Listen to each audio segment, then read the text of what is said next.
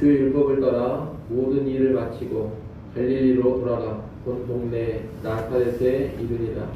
아기가 자라며 강하여지고 지혜가 충만하며 하나님의 은혜가 그의 위에 있더라.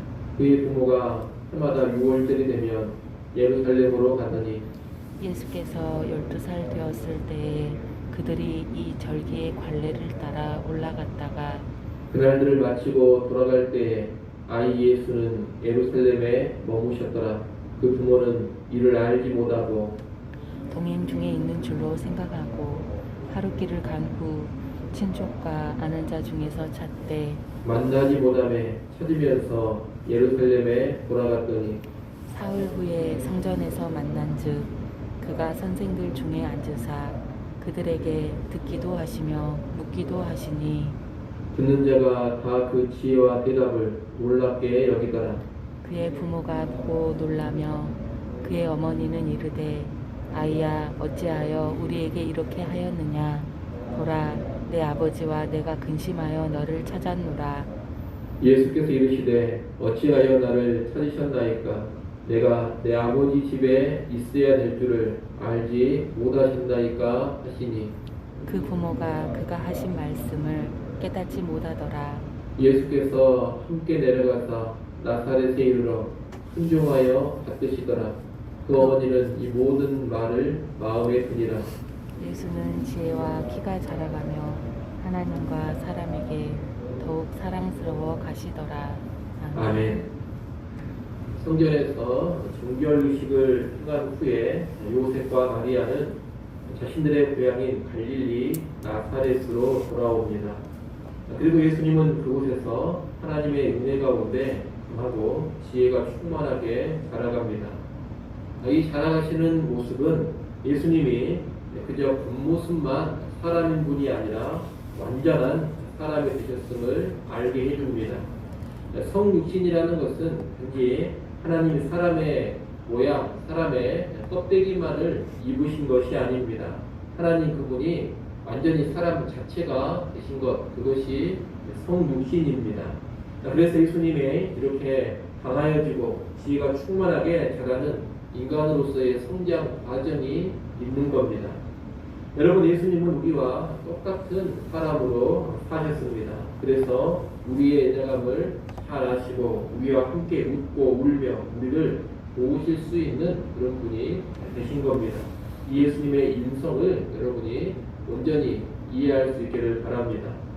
예수님의 가족은 해마다 6월절이 되면 예루살렘으로 올라갔는데 예수님의 나이 12살 되던 때에도 6월절에 예루살렘으로 올라갔습니다.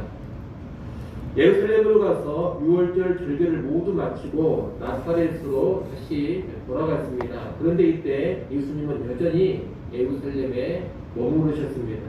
부모는 이 사실을 모르고 당연히 무리 가운데 있으리라 생각을 했다가 하룻길을 간 후에야 아들 예수가 동행하지 않았음을 알게 됩니다. 그래서 아들을 찾으려고 다시 예루살렘 쪽으로 되돌아가서 3일 만에 아들을 성전에서 만납니다. 부모가 예수님을 찾았을 때 예수님은 선생들 가운데 앉아서 그들의 가르침을 듣기도 하고 그들에게 질문도 하고 있었습니다. 그리고 예수님의 말을 듣던 사람들은 모두가 그분의 통찰력과 대답에 놀라워했습니다. 이 장면은 단순히 예수님이 어려서부터 아주 영특했다, 똑똑한 아이였다 이것을 말하는 것이 아닙니다. 하나님의 은혜가 머물러서 하늘의 지혜로 충만해져가는 메시아의 모습을 보여주고 있는 겁니다. 아울러 이 지혜로운 모습은 예수님이 구약에 약속된 바로 그 메시아라는 것도 보여주는 것입니다. 이사야 11장 2절 말씀에 보면 장차 오실 메시아에게는 여호와의 영, 곧 지혜와 총명의 영, 모략과 재능의 영, 지식과 여호와를 경외하는 영이 임하리라 그렇게 예언을 하고 있습니다.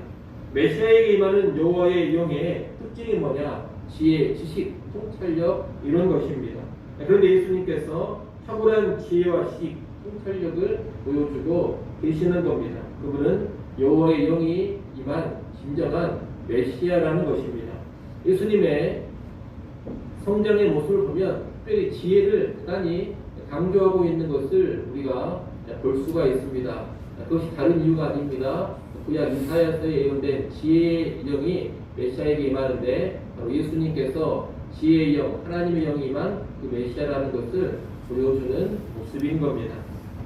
이렇게 예수님은 성전에서 지혜로운 모습을 보여주고 있는데 그 예수님을 요셉과 마리아가 발견을 한 겁니다. 이때 어머니 마리아는 왜 우리와 함께 예루살렘을 떠나지 않고 성전에 남아서 이렇게 했느냐? 네 아버지와 내가 근심하며 찾았다. 이렇게 말합니다. 그런데 예수님이 49절에 답을 합니다. 49절 말씀 여러분이 한번 읽어보십시오. 49절 읽습니다. 예수께서 이르시되 어찌하여 나를 찾으셨나이까 내가 아버지 집에 있어야 될 줄을 알지 못하셨나이까 하시니. 아멘.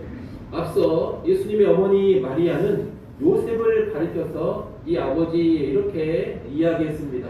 그러나 예수님은 하나님을 자신의 아버지라고 지칭합니다.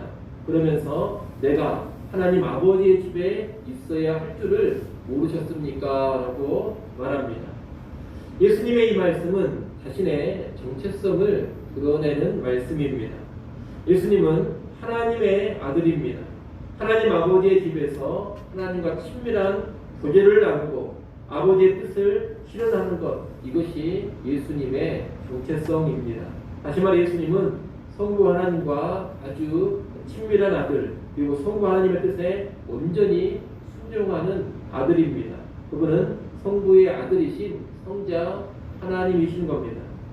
그런데 50절에 보면 이 예수님의 말씀을 부모가 이해하지 못했다고 합니다. 요셉과 마리아는 예수님의 진정한 신분, 참된 정체를 파악하지 못하고 있는 겁니다. 사실 어머니 마리아는 오래전에 예수님의 출생과 연관해서 예수님이 어떤 분이신지를 천사를 통해 직접 들었습니다. 예수님은 마리아 자신이 낳기는 하지만 본래 신분이 하나님의 아들이다, 지극히 높으신 분의 아들이다, 이런 사실을 천사를 통해 이미 들었다는 겁니다. 그럼에도 불구하고 12년이 넘는 세월이 지나면서 천사를 통해 들은 그 말씀이 희미해졌습니다. 예수님께서 여느 집 아이들과 똑같이 인간으로서 자라고 생활을 하고 있으니 예수님의 특별한 정체, 예수님의 특별한 신분에 대한 인식이 흐려져 버렸다, 이렇게 말할 수가 있겠습니다. 마리아가 이런 예수님의 정체에 대해서 제대로 파악하지 못하고 있는 모습 역시 예수님께서 정말로 완전한 인간으로 사셨음을 간접적으로 보여주는 것입니다. 너무나 똑같이 인간으로 자라고 인간으로 생활을 하셨기 때문에 천사를 통해서 출생하기 전에 이 예수는 하나님의 아들이라 이런 말을 들었음에도 불구하고 마리아가 예수님의 신성을 제대로 파악하지 못하게 되었다는 겁니다. 이 사건 후에 예수님은 부모와 함께 나사렛으로 내려갑니다. 51절 말씀에 보면 예수께서 함께 내려가사 나사렛에 이르러 순종하여 받으시더라, 이렇게 말합니다. 예수님은 하나님의 아들이십니다. 그러나 인성의 측면에서 요셉과 마리아의 아들입니다. 그러기에 육신의 부모에게 예수님이 순종하여 떠받드십니다. 하나님 아버지의 뜻을 분명히 앞세우고 계시지만 동시에 육신의 부모님께 순종하며 지극히 공경하셨다는 겁니다. 예수님께서 이렇게 부모님께 순종하며 공경하는 모습은 인성의 측면에서 오늘 우리에게 본이 됩니다. 그분의 진정한 신분이 성자 하나님이심에도 불구하고 사람으로서 이 땅에 계시는 동안에는 율법의 말씀대로 여전히 부모에게 순종하며 공경하셨습니다. 그러니 오늘 우리는 얼마나 더 그 율법의 말씀에 순종하며 살아야 되겠습니까? 하나님의 사람들은 결코 부모를 함부로 대하지 않습니다. 부모님께 순종하며 부모님을 공경합니다. 이를 명심하시고 하나님을 빌미로 해서 또는 신앙을 빌미로 해서 부모를 무시하지 않기 바랍니다. 하나님의 아들이신 예수님도 육신의 부모에게 순종하시고 받으셨다라는 것을 늘 마음 깊이 새기시면서 신앙생활 하는 동안 육신의 부모님께 늘 순종하고 존경하는 그런 신자들이 될 수 있어야 하겠습니다. 51절 하반절 부분에 보면 어머니 마리아는 이 모든 말을 마음에 두었다 그렇게 기록되어져 있습니다. 예수님께서 성전에서 하신 말씀을 마음에 두고서 깊이 생각을 했다는 뜻입니다.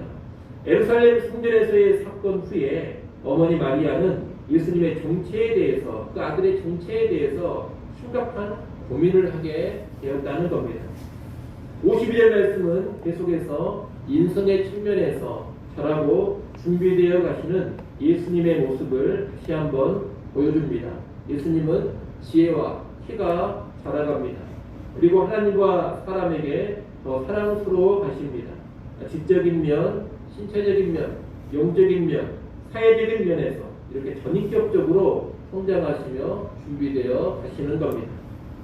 이처럼 부모님께 순종하며 준비되어 가시는 예수님은 이제 때가 되면 하나님 아버지의 뜻을 따라 온전히 살게 될 것입니다. 그리고 그때 마리아는 아들인 예수님을 떠나보내야 할 것입니다.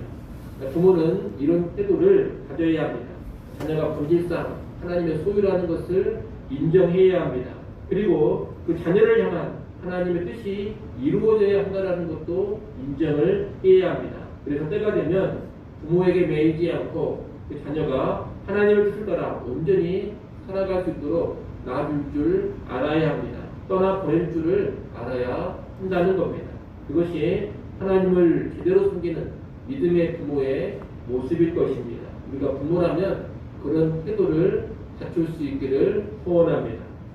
오늘 본문의 말씀을 정리하겠습니다. 오늘 본문의 소리는 예수님의 인성과 더불어 신성을 보게 됩니다. 분명히 하나님의 아들이라는 신성을 지니셨지만 우리와 똑같이 태어나 자라고 성장하는 그런 인성을 지니신 분이 예수님이십니다. 완전한 하나님이시요 동시에 완전한 인간이십니다. 예수님은 또 하나님 아버지와의 관계를 우선시하면서도 동시에 육신의 부모님께 순종하여 받드십니다. 하나님 아버지와 특별한 관계를 맺고 하나님의 뜻을 따라 살아가되 육신의 부모 또한 아주 귀하게 여기신 겁니다.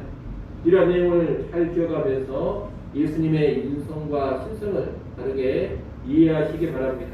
그리고 하나님 아버지를 우리 또한 잘 섬기면서 동시에 육신의 부모에게 순종하신 예수님의 본을 따라 이 땅 살아갈 수 있기를 간절히 소원합니다. 기도하겠습니다.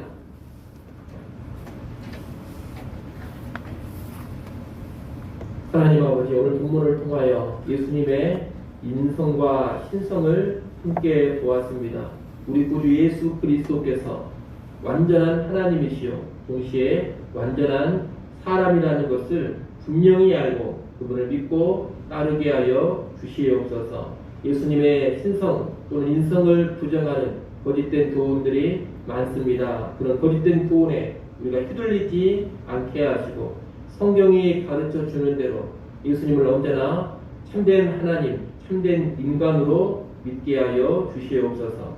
아버지 하나님, 하나님 아버지를 지극히 받들어 섬기신 예수님께서 또한 육신의 부모님께도 온전히 순종하였음을 우리가 망각하지 않게 하여 주옵소서. 하나님을 빌미로, 신앙을 빌미로 육신의 부모 무시하거나 멸시하지 않게 하시고 하나님을 믿는 사람답게 육신의 부모에게도 온전히 순종하며 공경하는 주의 백성들 되게 하여 주시옵소서. 이 시간도 하나님께 나와 다시금 기도할 수 해주셔서 감사합니다. 이 새벽 시간 또다시 엎드려 주의 은혜와 주의 긍휼을 구합니다. 주의 백성들을 불쌍히 여겨 주시옵소서. 예수님의 이름으로 기도드리옵나이다. 아멘.